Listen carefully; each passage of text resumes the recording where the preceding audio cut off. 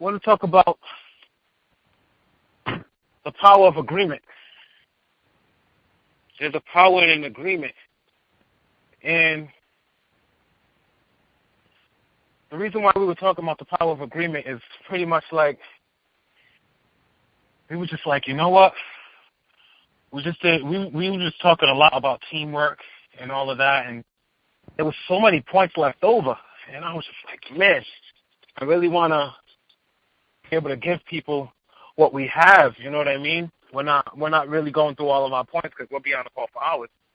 So what we did was we took out some key points, and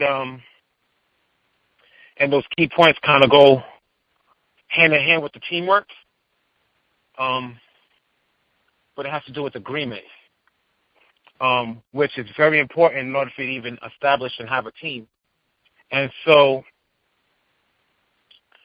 one of the things with agreement is look at it as a contract. And so you have an idea, which is the offer of that contract, and then you meet someone, and then you share that idea. Now, that person could do one of two things. They could either accept the terms of the contract or reject the terms of the contract or come with a counter offer. But either way, there has to be something there. And the reason why that happens is because there needs to be an acceptance to the offer. So that acceptance is the agreement part. And I know I'm talking about contracts right now, but I'm really talking about, I'm using that as an analogy for relationships and partnerships. There has to be an agreement. A lot of the times what I see in teamwork is the person who had the vision takes the reins, they grab the reins, they grab control of the wheel, and they go by it's a my way or no way type of an approach. Failing to understand that there was an acceptance there. You know, he wouldn't have had a team if they didn't accept the terms of, or if they didn't come to an agreement as to what needed to get accomplished. And so when two or more, which brings me, my next point is this, when two or more stand in agreement, you multiply the chances of getting something done by 1,000. Because one person could connect to 1,000. Two people could connect to 10,000 people. Because remember how I was talking about last night, if you were on the call, that we're 4 persons away from meeting the right person, from making the right connection. So there's somebody who knows somebody who knows somebody that knows somebody that's going to connect you. And because of those levels, it's called the degree of separation. Because of those degrees of separation, it multiplies your actions and what you do by the 1,000. So just between two people, you can get things done that it would take one person 1,000 years to accomplish on its own. And I know right now it's not making too much sense. Just write it down. And as we continue and as you engage yourself in these calls, these things are going to start clicking. It's going to start clicking like, oh, man, that's what he meant by that. And then I'm going to give you an example as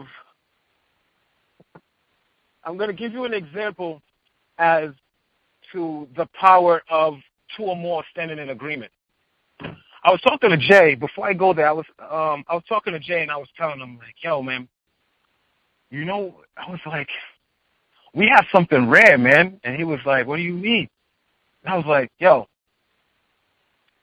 we came to an agreement. We accepted, we had a vision. There was a vision that was put on the table. And then we came to an acceptance to that vision, or we came to a terms of an agreement towards that vision. And so I told him, I said, yo, man, you know why things are moving so fluent between us? And people say that, like, yo, man, when you and Zay are together, Jay, Or Zay, every time I see you with Jay, you guys work so harmoniously together. Like, how do you guys get that harmony and da-da-da? And I was telling Jay, I was like, yo, you know what principle it is? I told him, write this down. How can two walk together if they not agree? It's impossible for two people to reach the same destination if one goes south and the other goes northwest. We're not walking in the same, you're no longer walking on the same path. Matter of fact, look at it like this. If one person is holding one hand, like you guys are both carrying something like a treasure chest, and one's on the left-hand side of the treasure chest, the other one's on the right-hand side of the treasure chest, and you need to go 100 paces forward. But the one on the left wants to go right, and the one on the right wants to go backwards. What happens to the destination? It never gets reached because there's a compromise in the steps that need to be taken to get there. So how can two walk together if they not agree? So I told Jay, I said, yo, man, you know what it is? What happens is we always have an agreement. He'll be like, hey, man, I have this vision, and I feel like it'll definitely benefit the purpose. And I was like, all right, cool, what is it? And he'll share it. And I'm like, all right, cool, I agree. He was like, that's it? And sometimes he doesn't even have to share it with me. He was like, yo, I think we should do this. All right, cool, let's do it. Because so long as I agree with him, it's done. It's considered done. And it's vice versa, too. And then there's also times where we come to an agreement that now's not the time for that. See, a lot of us, we get bullheaded, and we're like, yo, I want to do this. And it's like, yo, I don't think it's the time. Yeah, but we should still do it, and da-da-da. And then it's like, yeah, but, yo, man, if you look at it like this, da-da-da, and, you know, this person's not ready yet. And then, you know, if we come at it this way, we don't have enough time to market or promote or do this or do that, and they're not seeing why the other person is saying it's not the right time. And even so, they're still like, I still think we should do it. And they're being bullheaded. And so they go ahead and do it, and then they wonder why it failed. Because there was no agreement. So now I'm going to leave you with this analogy. When you're in a team and there's an agreement, here's what it's like. If you take a car battery, or if you just take a battery, like a 9-volt battery or something, and you connect it, I'm going to give you an example of the power of the agreement between minds. And you connect that first battery to a second 9-volt battery. That now becomes 18 volts between the two batteries. One battery by itself could not produce 18 volts. But the minute it came to an agreement with another battery, a greater power came between both of them. Now a third battery comes into play. And now you're looking at 27 volts. And it's like, holy crap. Now, one battery by itself, standing alone, it's still 9 volts. But the agreement between all three of them produced 27 volts. Now, let's look at it in the power of minds. One person, see, I was talking on another call if you guys were here. And we were talking about, I call it making the right connections. But I was pretty much talking about how your success doesn't lie in yourself. And then I also made the point that everything that you need is around you and within you, but you need other people to be able to pull that out so that you can discover what's inside of you. That's why you need other people, to discover the success you have inside of you so that they can pull it out. And in turn, you're pulling out other people's success when you're around them.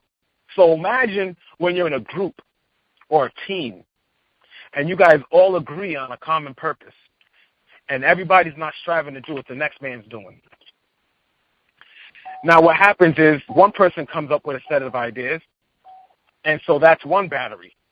And then the second person comes on board and they connect to you, and now you guys are gelling and you're flowing, and now next thing you know, now what happens is your mind starts to pull out successes and resources from the other person's mind and vice versa, and now you guys are coming up with ideas that you would have never thought of by yourself. It just pops up in your mind like, yo, I don't know how this just came to me, but I just got the illest idea. And then the other person's like, yo, I was just thinking the same thing. That's just two people. Now imagine if there's a third, and then you add a fourth. Now you're tapping into unlimited, just with the two people, you're tapping into unlimited resources. But then you start adding more people, it becomes infinite. It's just that infinity develops a depth to it. Next thing you know, the more people you have that's on the same wavelength, and the same agreement, and they're striving towards that same purpose, what happens is this. You'll find yourself in a meeting, and next thing you know, this one idea, it's like as if all your minds combined, just like, look at the concept of the three batteries. By themselves, they're 9 volts. But together, they become a single battery of 27 volts. So now we're going to go back to the group. This is the power of agreement. When you guys stand in agreement, together what happens is you form a greater mind. The minute there's a disconnect, that loses power. The mind loses power. That greater mind that was formed loses power. That's what happens. That's why they say 2 heads are better than 1. That's what they're talking about. Or when they say great minds think alike, that's what they're talking about. Because you guys connect through agreement, and then what ends up happening is you cultivate and you form a third mind that does the thinking for you.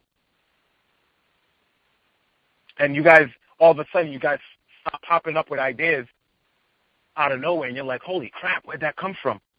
And then I'll leave you with this, just so that you have a better understanding as to the power of agreement as a group, as a team. Look at Google. When you go into Google, you pop in whatever idea or thought that you want, or question or whatever, and you put it in the search box, and then you press search. And then what Google will do is there's so many people connected towards the common purpose of supplying information. So they have information on the web, and their common purpose is to share that information. So what Google will do is, Google is pretty much the one mind between all the minds on the internet that wants to provide information. So you type in what you want in that search box, you press search, and then it taps into all of the resources within all the minds that are there available to give you information, and then it pops up the best result for you. And that's exactly what happens when you're in a group. You have an idea, and it's like throwing out a Google search into the atmosphere. And next thing you know, because the earth is responding to you, which is going to be another lesson that we're going to talk on, is how the earth responds to every thought and action that you do, but we're not going to talk about that tonight. But because everything around you responds to you, imagine how much more so the earth and everything around you responds when you're in a team. So you throw out an idea, and next thing you know, it just comes out of the atmosphere, and you're like, yo, where did this idea come from? And people think they need money to become rich. No, you don't need money to become rich. You just need the right idea. And cultivating that idea will come from connecting to the right people.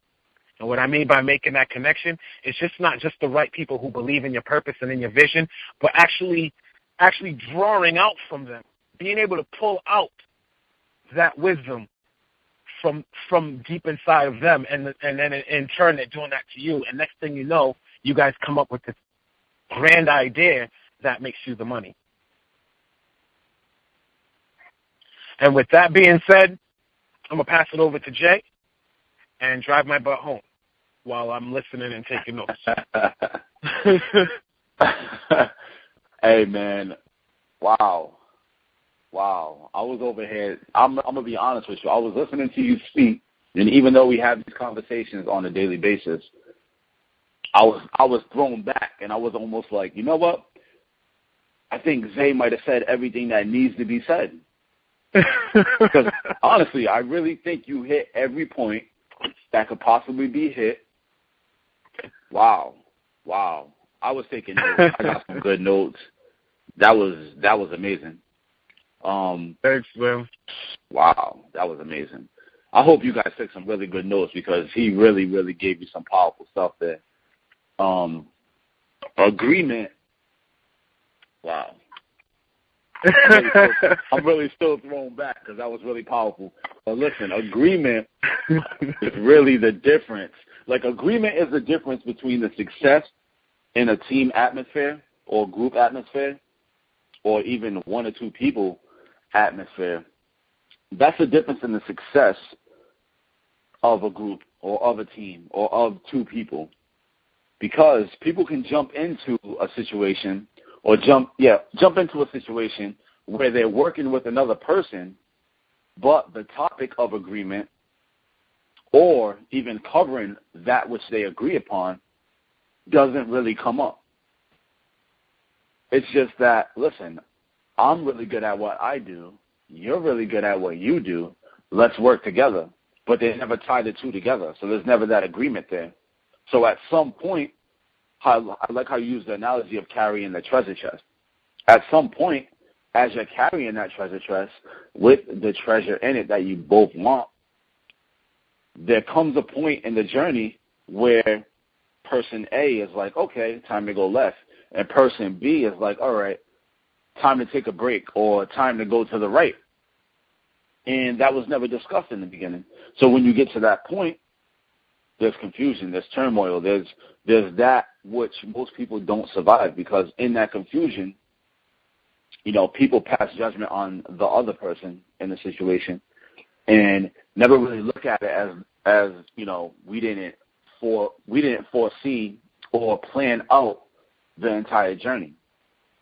Now, if you take a pair like let's take me and Zay for instance, we know what we want to accomplish, and that's maybe a 4 or 5 hour conversation.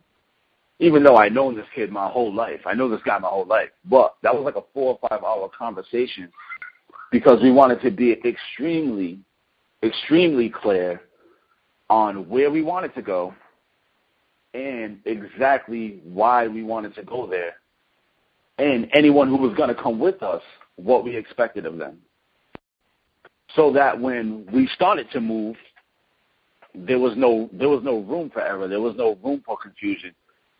That agreement put us in a place where if Zay calls me and says, hey, I think we should do such and such a thing, I can without any type of doubt or with any concern, I can say, all right, let's do it. Because I know that anything he's going to bring to the table or vice versa, anything that I'm going to bring to the table is for the sole purpose of moving us closer to the place that we agreed that we were going to. So there's no guesswork involved. There's no, I wonder why Zay wants to do this. Why would he even think of that? There's none of that because I know when anything comes to that table, it's for the sole purpose of moving us closer to the place that we agreed that we were going to. So that's huge. If you're going to be in agreement with anyone on anything, you have to trust those people or that person. You have to trust that anything they bring to the table is in the best interest of the agenda that you guys agreed upon. You have to be able to trust that. If you can't trust them without the doubt there, then don't get into an agreement. Because the number one rule in business, the number one rule in life in general, and it's going to sound really cliche, but it's so true, is to be honest. That's the number one rule, be honest. If it's business, be honest. If you know that your time is worth a certain amount of money, or you know that in your heart you're not really connected to this idea, or if you know, blase, be honest. You have to be honest. No matter whose feelings are going to get hurt or who might not like you after you give them a bit of honesty in a certain situation, you have to be honest. And most importantly, you have to be honest with yourself.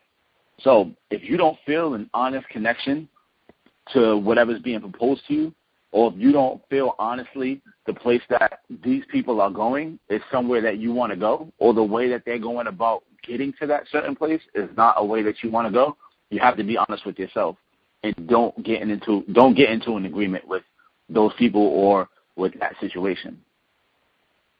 With that being said, you never, ever want to agree on instinct. Always take what's in front of you and give it some proper thought before getting into any agreement. Give it some real thought, and if you have people who you trust their opinions, lay it on the table in front of them. See what they think about it. In the end, you're going to form your own decision, but it's always good to seek counsel if you feel as though, you're unsure about it. So, before you get into any agreement, like I said, you never want to agree on instinct. Give it some real thought before you place yourself in any type of alliance with other people. Because how you were saying, Zay, with the batteries connecting and, you're growing your voltage, that was a perfect analogy because that's what it is. When you're in agreement with someone, it's an alliance of basically focused minds on a particular matter. Like people are focusing on one agenda and they're pushing forward together. So the power in the thought, the power in the action, the power of anything involved in that movement is tripled, is quadrupled, whatever. However many people you bring in who are in agreement, that is times your power. Your power is growing. So you're able to accomplish a lot more. Now, know when to agree to disagree. Not every single person is going to agree with you, and that is okay. Not everyone's going to agree with you, and it's not your job to get everyone to agree with you. If people can't see your vision, it's okay. It's not their vision, it's your vision. The vision was given to you for you to see, and the people who are supposed to witness that or see that vision with you will see it, but the people who can't, it's not given to them. So don't waste your time trying to, sell it to them or enforce it on them. Just agree to disagree. Not everybody's going to agree with you. Now, on the flip side of that, you're not going to agree with everybody else. So if you don't agree with somebody, let them know you don't agree with them. You don't agree with that. That's okay. Now, you don't want to agree with people as a method of, pacification.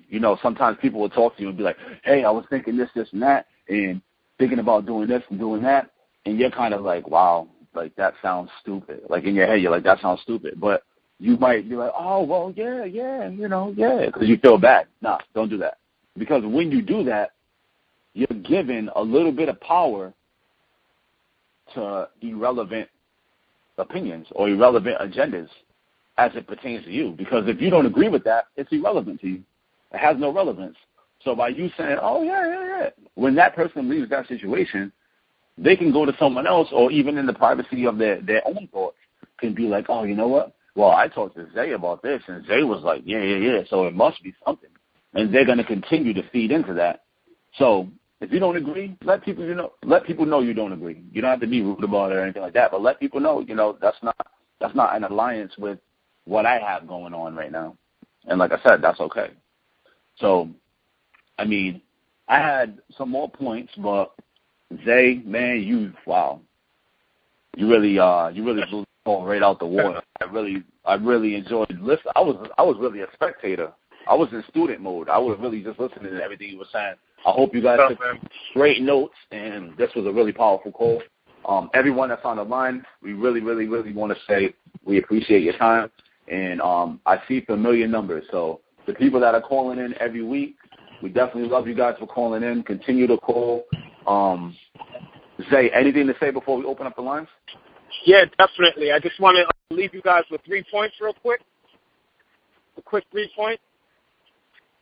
The first point is do not do anything that does not agree with your purpose or vision. It's called a distraction. A distraction is an unnecessary goal. So anything that you do outside of your purpose or anything that you agree with outside of your purpose, you're making an agreement with distraction. So you're making an agreement to go nowhere. So that's where it ends you. You end up on a dead-end road. I'm not going to touch too much on the point. If you have any questions, you can hit me up later off the call, and I could elaborate on a couple of things because we want to end this call pretty soon. So here's another one. Point number 2, don't work with anyone who does not agree with the purpose. And it was just like what Jay was saying. If they don't agree with your vision or your purpose, that's cool. But don't go ahead and just start, sharing the vision, because not everyone qualifies to know what your purpose is.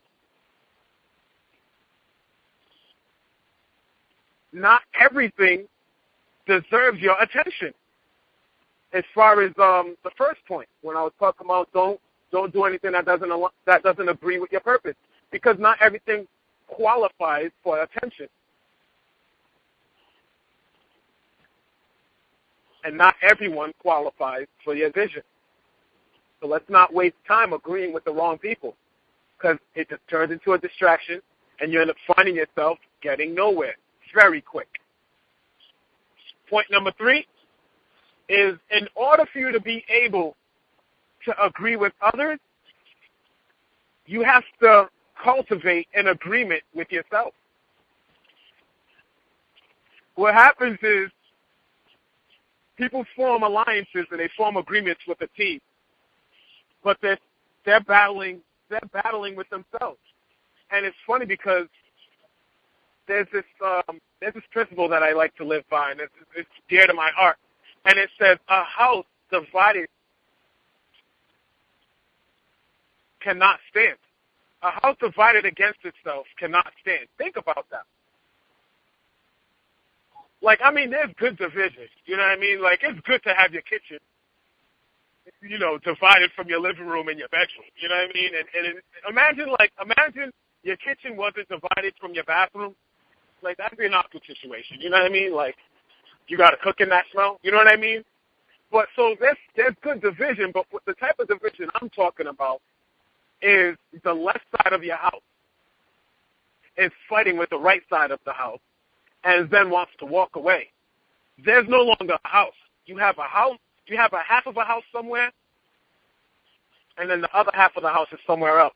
And now a lot of you guys are thinking, why would he be talking about a house? Well, the house is actually symbolic to yourself. Another thing that you want to add to that is a double-minded person cannot stand. A double-minded person is unstable in all his ways. In other words, it's like, I'm going to do this. You know what? Maybe I shouldn't have did this. Maybe I could do this. Second thought. A double-minded person are the people who play the fence. They have one foot in, they have one foot out. You're either in or you're out. You're either hot or you're cold. It's either yes or no. I don't mess with maybes. People who maybe me, look, I need an answer. Or someone who sometimes me, or maybe one day. So there's someone who goes to me in one day. I'm like, one day, I have this month, I have 30 days on my calendar. So what's one day? The first of the month? Or what's one day? What's that mean? What's sometime? Because there's many times. There's 12 o'clock, there's 12:30, there's 12:15. So what's a one time mean? What's that mean? Specify. Be specific. You know what I mean?